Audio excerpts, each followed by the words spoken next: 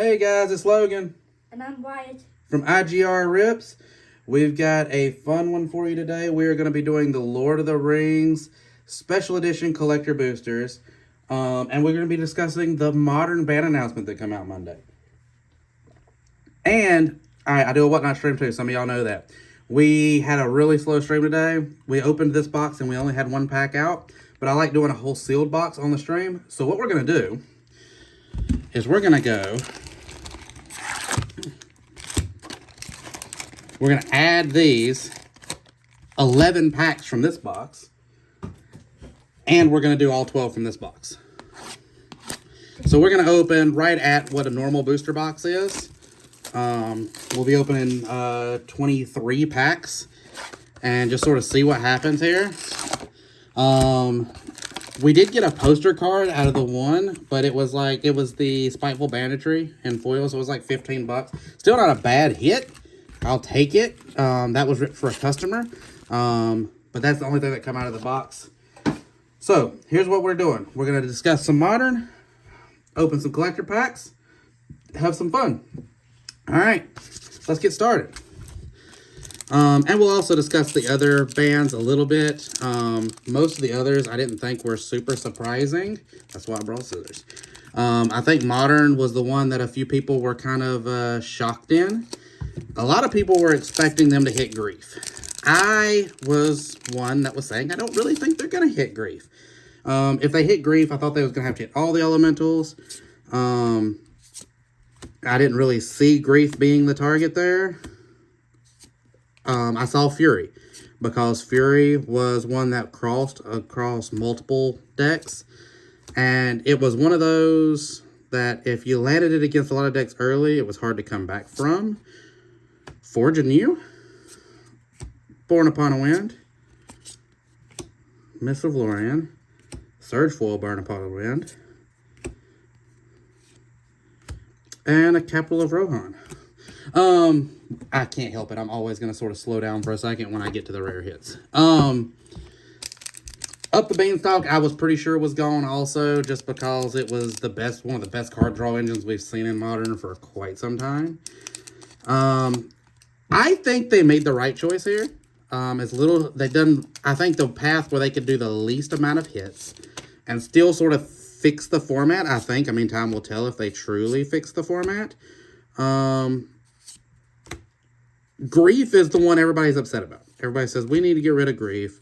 Grief is so oppressive. It's got such a high win rate. Turn 1 double Grief is like, when they Grief scam, it's so hard to come back from. And I agree. It is difficult to return from a double Grief. But it is not impossible to come back from a double Grief. It is not impossible to come back from a Fury.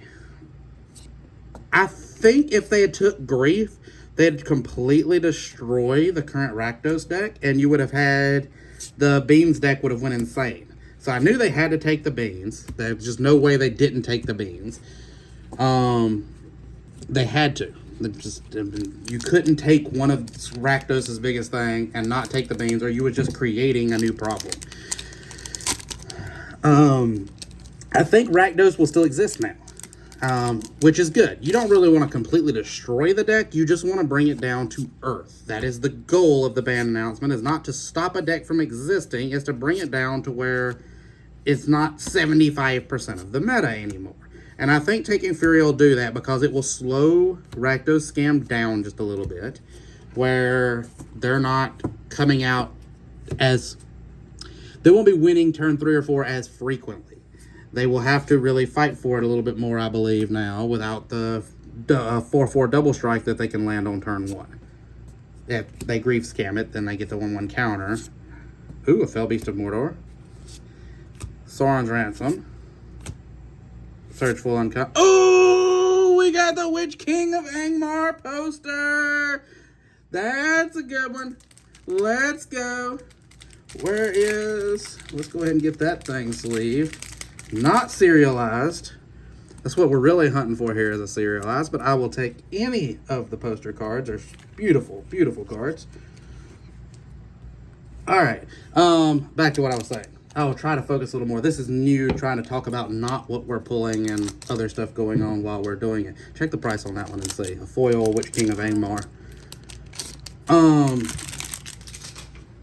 Because the Fury just gives them that, puts that clock on their opponents when it lands. Grief hurts, but it doesn't put quite the clock that Fury does on you. So I think that will slow them down enough to let some of the other decks come up. What decks really come up here? What really gets the boost from the hits? I really think... Ooh, $14. That's not bad. I think the decks that will benefit the most right now from the bans, because you weakened Rakdos Scam. I still think it'll exist, but it is much weaker now than it was. You weaken the 4-color Beans deck that come up. Omnath will still exist. It's not like Omnath 4-color is going to go away. But I think it weakened it down some. I think you really created a path for Murktide to make a comeback. I think Murktide is going to see a little bit more play in the next upcoming couple of weeks. Yawgmoth. Yawgmoth's got a pretty good path from here. Let's see. Tron. I am a Tron player. I don't know that it's going to help us Tron players quite that much, simply because I didn't have a terrible matchup into Scam anyways. Trust me, I still didn't like seeing it. Ooh, that's a pretty good card. I know it's worth a little bit of money. Surge foil though, and another one! We got another one! Dawn of a New Age in the borderless foil poster. Let's go! That pretty good. Still not serialized. It's okay. We'll worry about value later. It's fine. Unless you just want to look it up. Yeah. I didn't have a bad matchup into Scam, simply because I do run mainboard Graveyard Hate, and unless they take my payoffs, most of my stuff is, like, marginal. So, I mean, I've got a bunch of ways to find land, I've got a bunch of ways to fix my mana, stuff like that. Unless they take my Ulamogs or my Worms, Scam really didn't hurt me as bad as it hurt most decks. So, I don't know that it's going to change my meta that much, because I'm also good into the 4-color Omnath deck. So, I don't know if it even helped me at all. Really? Yeah. Ooh, Wasteland. That's not bad. Explore. We're going to set that over here. I think that one's worth a little bit too. Really, I don't know that I got any help from this, because I really just don't mind playing either one of those decks as it is. Yawgmoth is the deck that's coming up. I think they're going to have a lot better time without having to worry about getting their cards stripped. That's a really good deck as it is. The biggest problem they had going into the current meadows is Scam. I mean, if they take their combo cards or combo pieces, then their deck really doesn't do much of anything. Ooh, a Nazgul. That's pretty good. Lost Isle, Eomer, Gimli, Display of Power. That's a pretty good one. That's worth a little money. Attempt with Discovery and a food token. I think Yawgmoth's going to get better by quite a decent margin. With this being the first week after the ban list, there's going to be a lot of random stuff that tries to exist. We do have to see what Scam pivots to now, because I think Scam will stick around. I think they're going to just replace the 4 Furies with something. I'm just not sure what. I don't know if they're going to just go with, like, some shoot you in the face spells, or if they're going to maybe fill that in with some other aggro slots. I'm not sure. I've been thinking about, like, what can I expect to see come up out of Scam now, because I think that deck is still there. I don't think losing Fury kills it. I think the deck is good enough it will survive. Ooh, Second Harvest. That's pretty cool. I just don't know what they're going to change Fury for. Because it's still, a turn 1 double grief is still such a good start. You can win a game with that. So, we'll see.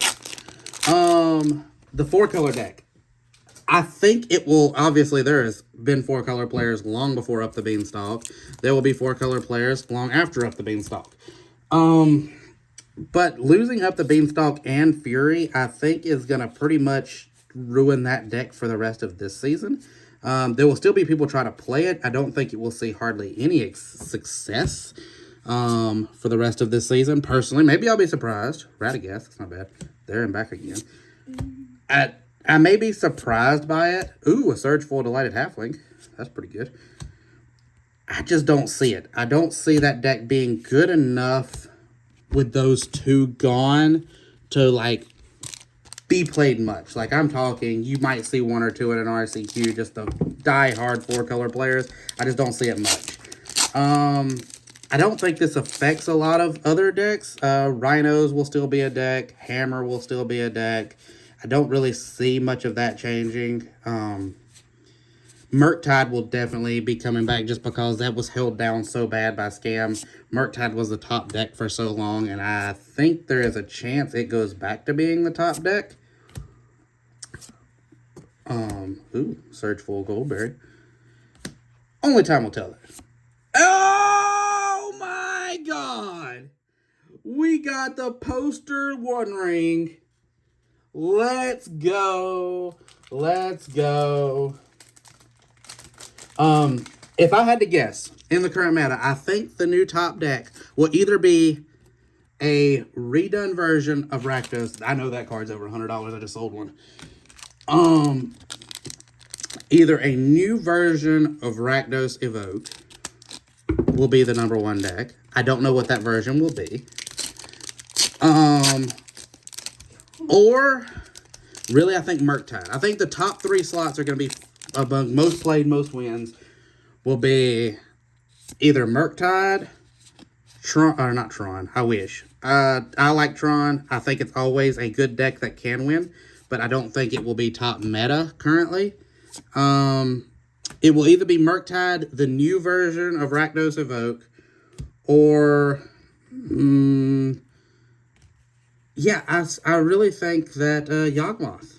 I think Yawgmoth, Rakdos Evoke, or Murktide will be the top new meta. Sorry, I had to slow down for a minute and think. I was trying keeping all 3 names in there. Ooh, that's not bad. Another Explorer. Now let's talk about the elephants in the room that didn't get hit and why I think they didn't get hit and why I think it's justified. All right, so there's 3 cards in particular that everybody kind of knew was on the chopping block as dangerous that didn't get hit. Let's start with the most obvious. Grief. Everybody was looking at Grief and that they wanted to hit Grief.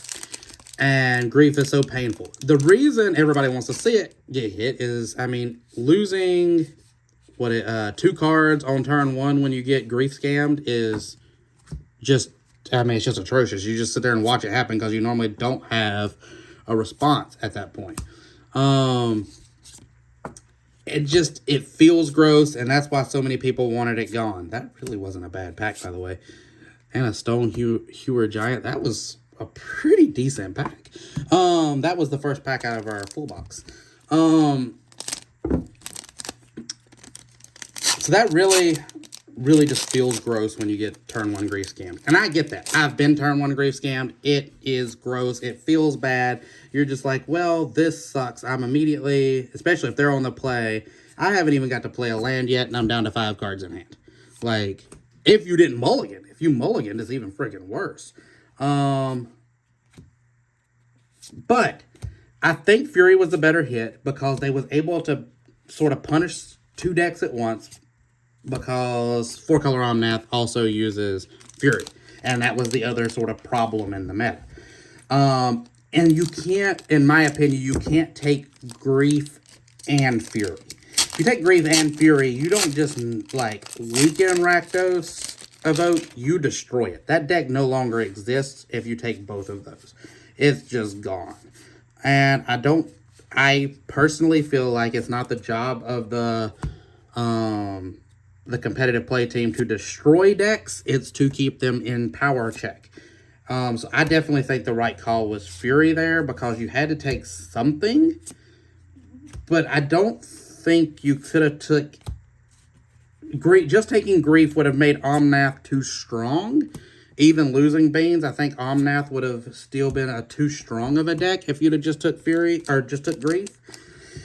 And I think if you took Grief and Fury, then at that point you just need to get rid of all the Evoke Elementals and remember why cards that you can cast without paying mana is too powerful for most of the time.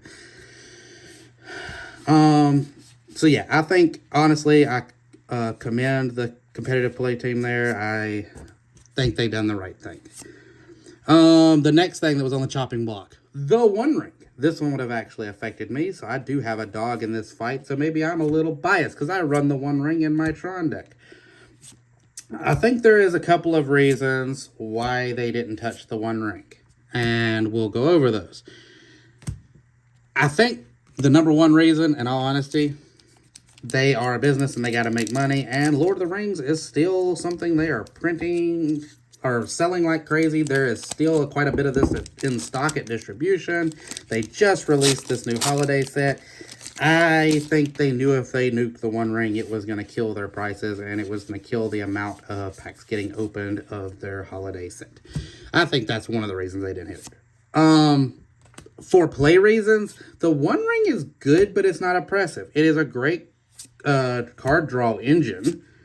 Obviously, I'm not going to pretend it's not. And protection for a turn has saved my life and helped me turn a game more than once. Ooh, that's nice. You can't win the game and your opponents can't lose the game. That's just freaking funny. Anyways. You can't win and your opponents can't lose. Yeah. So you basically have to get them to 0, and then once you've got all of your opponents to 0, then you have to kill your own creatures so that way they lose. Yeah, that's annoying. That's funny. I think part of it is just, hey, it's capitalism. They want to keep their stuff selling, and the best way to keep it selling is keep everything in Lord of the Rings legal, so that way the prices stay up and people are incentivized to open packs and chase crazy stuff. The other reason is I don't think it's quite good enough to be a target. It is a card that goes in most decks. Since it's colorless, it can be put in any deck. Oh, we got a Hugh the Wentwood poster. Let's go. That's another one. That is what, 3 posters now? That's amazing. 4 posters. We're at 4 posters now. And we still got half of the second box left. And the One Ring was 125.03. Yeah, I know. The One Ring is good, just not quite good enough. And with it being colorless, it doesn't make or break a single deck, because any deck can put it in there because it is a colorless card. It's a lot easier to justify a really powerful card staying legal when you can put it in literally any deck. So I think that is definitely a part of it. So yeah, I think the One Ring had to stay around for now. For business reasons, and really I just don't see it being justified to take it out. Rally the College Room. What you wooing about over there? Was that one worth a bunch of money? Ooh, that's not bad. $594.97. It's how much? $594.97. That's not right. You got a serialized one or something. Click on it. There's no way. Sorry guys. Serialized, yeah. Yeah, okay. I was about to say there is no way that poster card unserialized is worth $500. Just no freaking way. $6. Yeah, $6. That sounds more right. I knew that the Hue of the Wentwood was not one of the best ones. Okay. Let's see. So yeah, the One Ring's around to stay. I think it's around to stay for a while. It will definitely not go anywhere while they're still selling packs and hoping people keep buying packs. It just, no, it's not going to. Anyways, because that's one of the biggest chases in this set.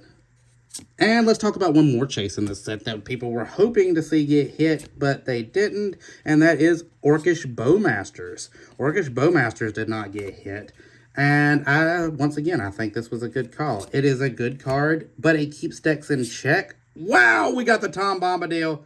That's not bad. That one's one of the ones that's worth a little bit more money. It's gotta be. It's good old Tom Bombi. Orcish just keeps so many decks in check without being super oppressive. It dies to virtually any kind of removal. It's just not quite good enough, but it also keeps the One Ring in check. You can't ban Orcish without banning the One Ring. And if you ban the One Ring, you might as well get rid of Orcish too, because it is very powerful. I think those will stick around until they go together. We're getting close to the end. I've been a little slow, so let's go ahead and just touch on the other formats. Standard, no ban, no surprises. They straight up said they do not want to hit Standard except at the rotation time if they can help it, and there is nothing super oppressive in Standard right now, so there's no reason to really worry about it. Ooh, that's not bad either. So I was not surprised at all they didn't hit Standard. I would have been surprised if they had hit Standard. Pioneer, pretty much to be expected. The Geological Appraiser, that was known that was going to hit because you can pop off on turn 3, cascading into the other card that you need to combo off. There was a Cascade Dino deck. If you haven't seen it, it's easy to look up. It immediately blew up. People were popping off turn 3 and winning pretty dang consistently. So that had to go. There was no way you don't touch that card. It would have just completely broke Pioneer. There would have been nothing else you could play to deal with it. Ooh, that's nice. So legendary instant. Yeah, there was just nothing. There was no way around it. You had to ban that one in Pioneer. The Karn the Great Creator ban in Pioneer was pretty well expected. Also, I kind of figured he's a little bit too powerful for Pioneer. Some people speculated that they might go ahead and nuke him in Modern also. I didn't think that was going to happen. He's not quite overpowered for Modern. He is definitely a little bit much for Pioneer, and that will bring the Mono Green Devotion deck down to size a little bit and make it a little less of the meta and a little bit more handleable. It was getting a little bit too strong, and taking Karn out of there makes them actually have to build a real sideboard instead of just fishing from their sideboard like they are currently. Once again, I think that was pretty on par. I think we kind of knew that was coming, and it makes sense. Ooh, we got a Bojuka Bog. That's not bad. So yeah, Pioneer, I think the hits were to be expected. I know they hadn't banned something. I don't even remember what it was because it wasn't really high on my radar that I was super concerned about it. I think Pioneer meta is going to be pretty healthy right now. And I think Modern will be too. I'm really curious. I know I'm taking this weekend off from going to RCQs. I still have not qualified, unfortunately. But I know I'm not going to any RCQs this weekend. I'm going to go around and play some Standard and hit the store championships, try to win me some Textless Leers. I am playing 4-color Dominion. So we'll see what happens. Next weekend, I will be back grinding RCQs, trying to get that qualification in before Christmas. So we'll see what happens. And we'll see how healthy the Modern meta deck is then. But I kind of think they done the right things. I think they weakened Scam without completely destroying the deck, and I think that will help the meta out in the ways they want to see it helped. But all right, guys, that was another stream. Got some great pulls. Sort of set aside some of the best stuff over here. Tom Bombadil. We got the poster cards, the One Ring, Surge Foil, Delighted Halfling. We pulled a couple others that weren't Surge Foil. The Wasteland, Dawn of a New Age, Gladriel's Dismissal, Witch King of Angmar. Not a bad box. Let me know how you like this format. I know I struggled a little bit. I stumbled over a lot, done a lot of ums. This was new to me to sort of sit here and try to discuss while looking at the cards what we're seeing in Modern. But I figured this might be a little interesting, get a little discussion going while we're opening packs instead of it just being opening packs. Sort of get some relevant discussion in there. Let me know what you think about it. As always, we're a new channel. Likes and subscribes help us a lot. Comment, let us know what you think. Feedback is very greatly appreciated. We are Infinite Gaming Respawn. You can find us online at www.infinitegamingrespawn.com. Find us on Facebook at Infinite Gaming Respawn. You can also find us on Whatnot. We do live streams on there several times a week at IGR_NC. It was a lot of fun, as always. Make sure to follow us. We do several videos a week. Open lots of different products. We'll be doing a Pokemon stream this week that will be going up here soon. And we will also be doing a collector box of Ixalan next week to finish off our value series for the Ixalan set. So lots of fun stuff coming. Make sure to smash that subscribe button so you don't miss anything. Bye.